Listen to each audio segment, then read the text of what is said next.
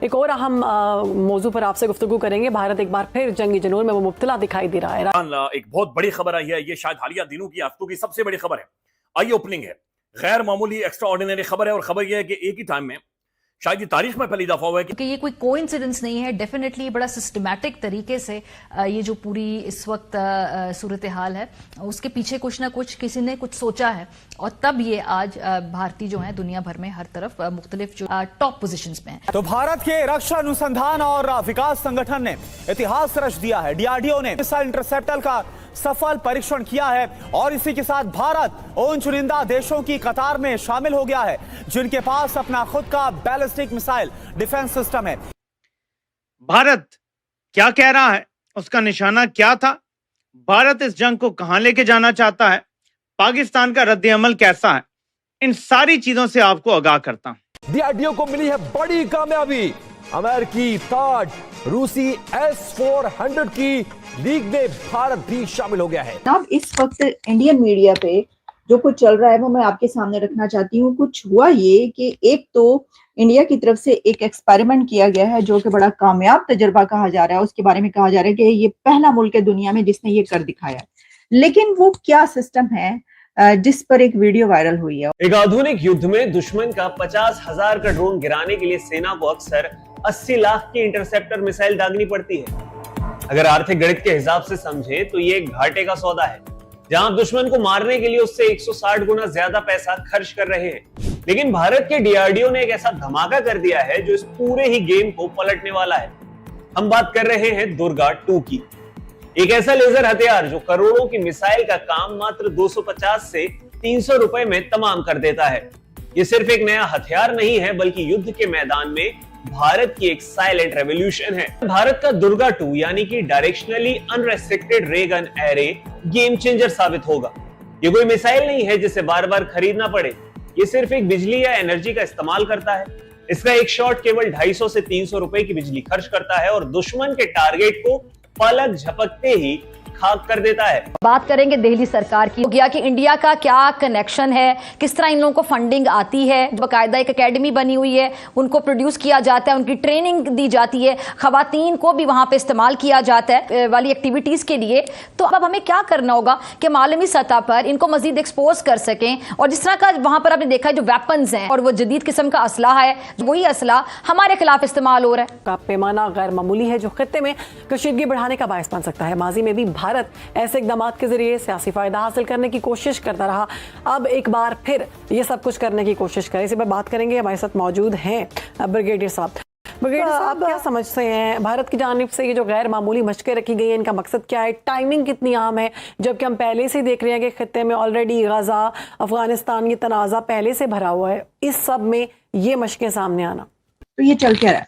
जब मैंने Indian media की बात की तो मैंने उसमें देखा कि यहाँ तक कहा जा रहा है कि ये चेतावनी है उन लोगों के लिए, ये धमकी है कि जो इंडिया के खिलाफ हैं और उनको इंडिया की तरक्की पसंद नहीं है और वो उसके ऊपर बड़ी बातें बनाते हैं और वो समझते हैं कि वो जंग कर लेंगे।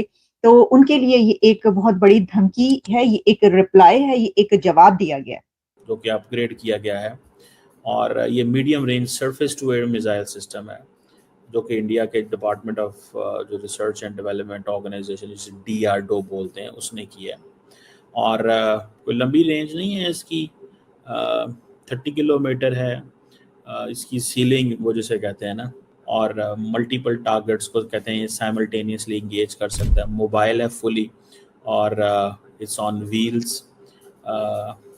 अब ये जो आकाश प्राइम इन्होंने बनाया जिसका अपग्रेड वर्जन था, ये कहा जा रहा है कि ये ज़ीरो टेम्परेचर से 4,500 मीटर की बुलंदी तक भी एल्टीट्यूड पे भी जा सकता है। और ये एक इम्प्रूव्ड जो है ना वर्जन है।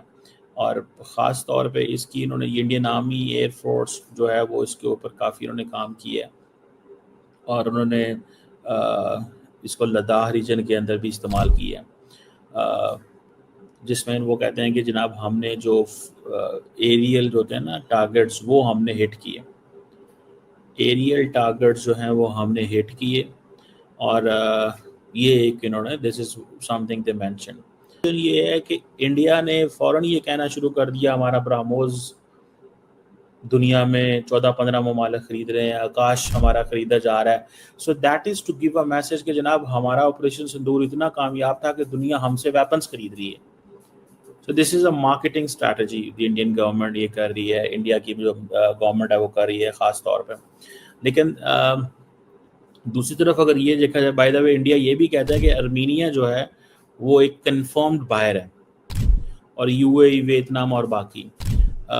अब nobody ever thought that the Emiratis will buy Indian equipment, but now they are buying. वो तो जब खरीदेंगे पता चलेगा. It's too early to say this. मैं इसको, ये बहुत अर्ली है कि ये मैं कह दूं कि वो खरीद रहे हैं.